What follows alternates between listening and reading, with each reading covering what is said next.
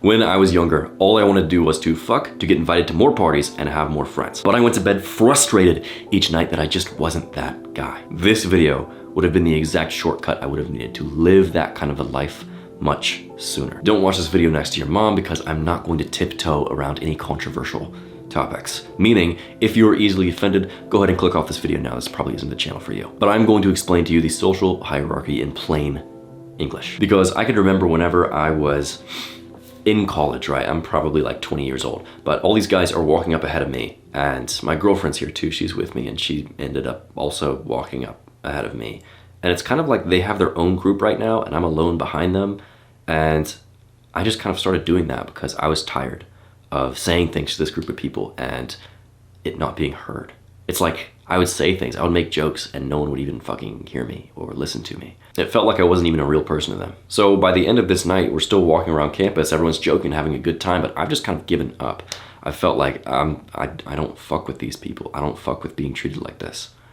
This is how I was treated in high school, and I'm not going to replay that right now. And this is the first time whenever it actually clicked for me that I was like, oh shit, maybe the social hierarchy is a real thing. And the actions that you take, the way that you behave, influences how people perceive you in it. And I tell you this little story because I want you to know that I'm not speaking from my dick is bigger than thou. I was there, I was in your position, bro, and not that long ago. So first, let me unveil all the secrets and mysteries about the social hierarchy at a very high level, right? To make this make sense to you for the first fucking time. The first thing that I would have been wondering whenever my social life was shit was, is the status game even real?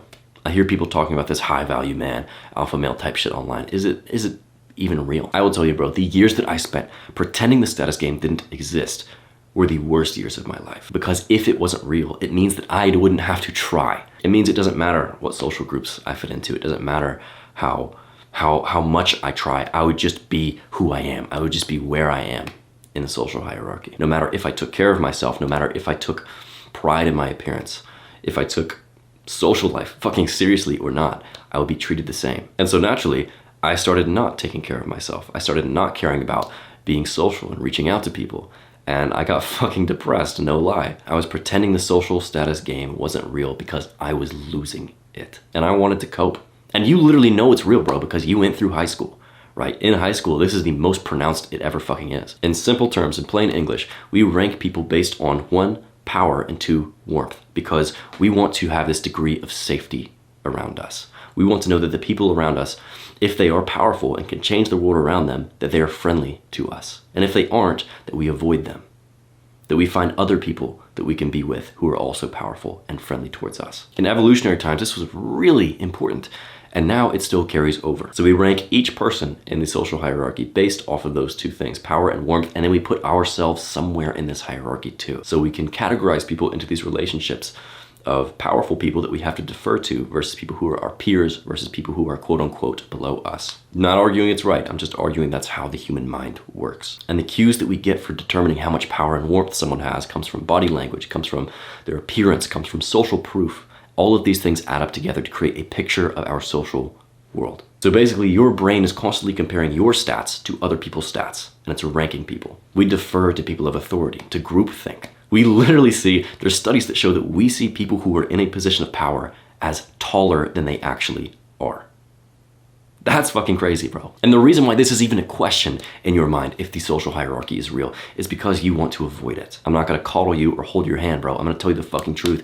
It is a bitter pill to swallow. It fucking sucks to realize that you are at the bottom or close to the bottom of this hierarchy.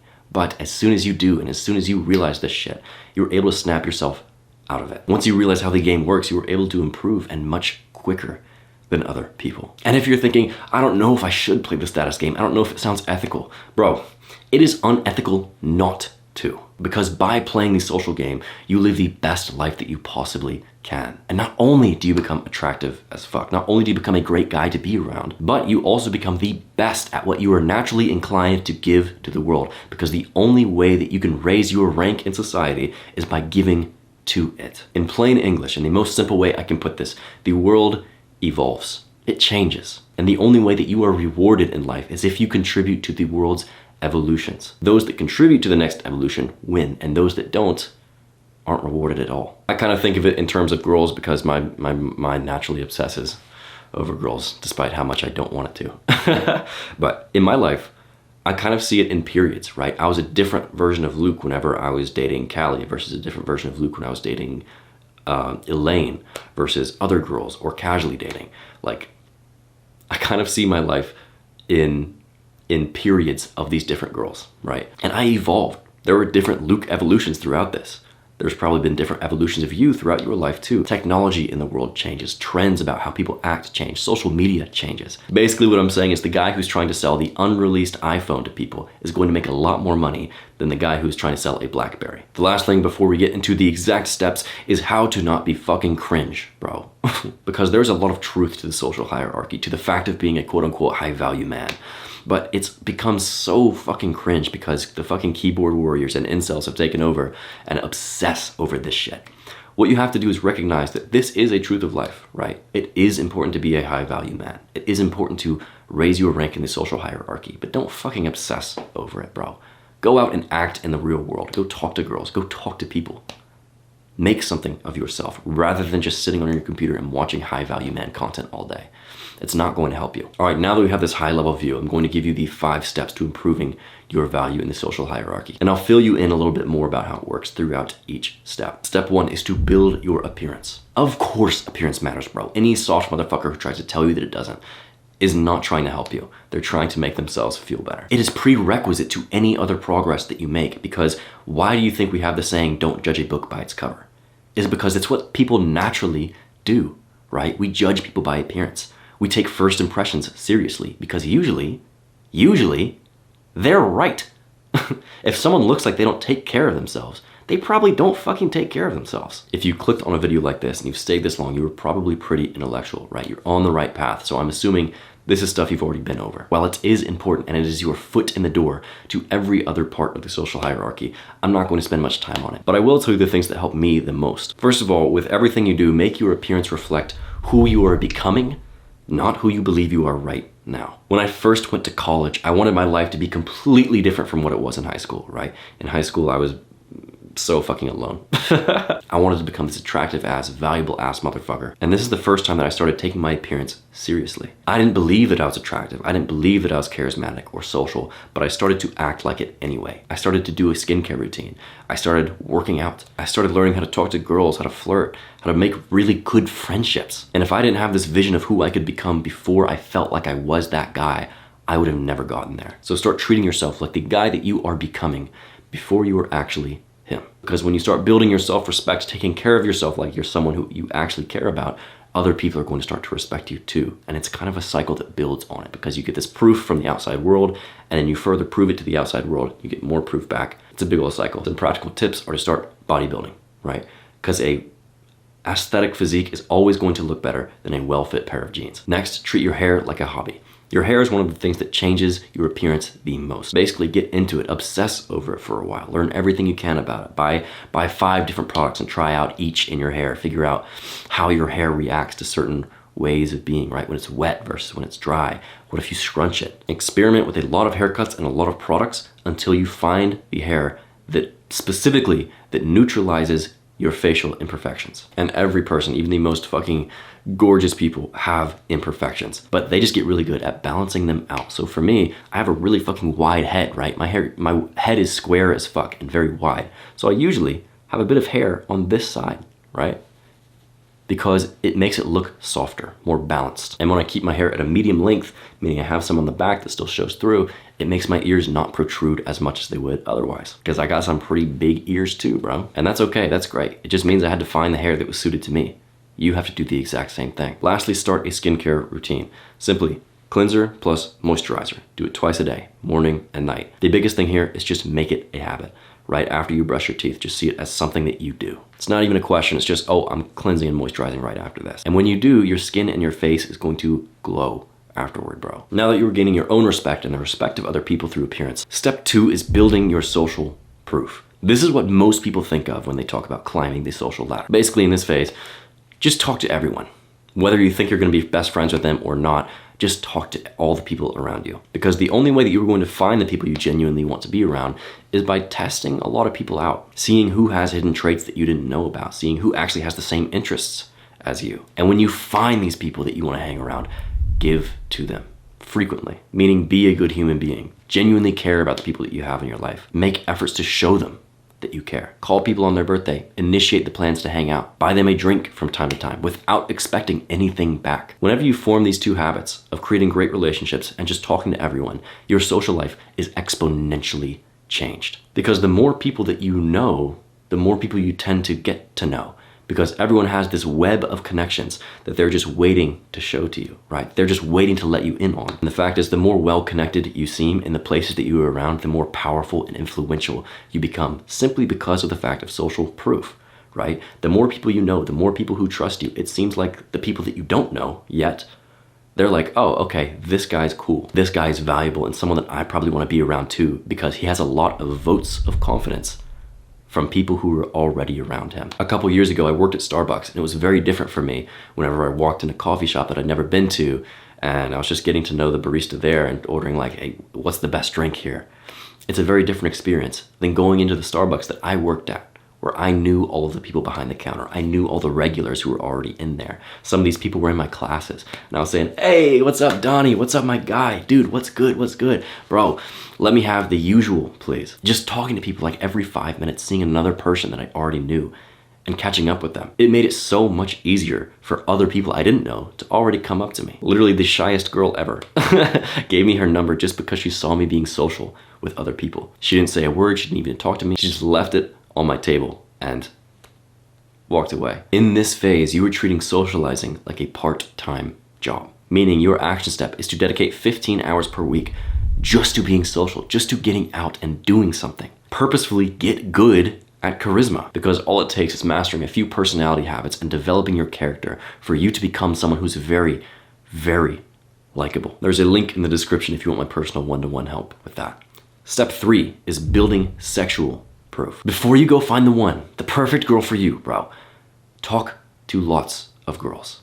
Get lots of experience. Because if you don't, you are not going to know if the girl that you are going to settle down with is going to be your forever girl, or if she's just someone that you are comfortable with. Because you don't have enough experience yet. My first ever girlfriend, bro, I loved this girl, but I didn't necessarily like her. I settled, right? I was in this relationship because it was easy, it was comfortable, and I didn't even realize that. If I would do something quote unquote wrong in her eyes, it was almost like I was punished by her ignoring me for the next hour, or her chewing me out, yelling at me about something. And it was almost like we had this relationship dynamic of me being a little boy and she was the mother figure who had to scold me. It was fucking gross, dude. But I didn't know any better at the time. What I wish I'd done a lot sooner was just make it part of my normal routine to go out, to go talk to the girls that I actually see. First, just ask for the time. Then ask a question, start a conversation. And then when you get comfortable with that phase, start asking them out. Start making a move on the girls that you see. And when you do this, you will get rejected a lot, but you also get a lot of XP, right? And a lot of dates from this. And you don't have to just go chat up any girl with a heartbeat, but talk to girls that you genuinely think are cute and give each one of them a chance before the voice in your head comes at you with any excuse it can think of to not make you uncomfortable. Because you're gonna get so many bullshit excuses whenever you first start doing this. She's too pretty, she's probably a bitch. She's with her friends, I don't wanna bother them. I don't even want a girl right now anyway. Bitch, that is literally the girl that you were dreaming about whenever you were cuddling your pillow at night. You have to realize these rationalizations are your lizard brain protecting you from being rejected, and you have to stop listening to it because your brain wants to keep you comfortable, not to give you a good life. So stop listening to your brain, listen to me instead. Now when you are already becoming attractive, you already have this group of boys around you, you're going out, you're talking to girls. At this point, you keep these habits up and you start to become a bit of a flirt. And this is a powerful thing because you have a lot of girls talking about you, a lot of girls interested in you. And it's another self-fulfilling cycle because at the end of the day, people want what other people want, right? Whether you are really social and just a great vibe to be around with the boys, other people want to be around that. If other girls see other girls wanting you, that's another form of social proof. A few years back, I went on the very first date with this girl that I dated for a while, Elaine. And it's nighttime, we're by a river, and she's telling me about all of these crazy things that she's done with our coworkers. Yeah, she was my coworker. Bad move on my part. Don't shit where you eat, boys.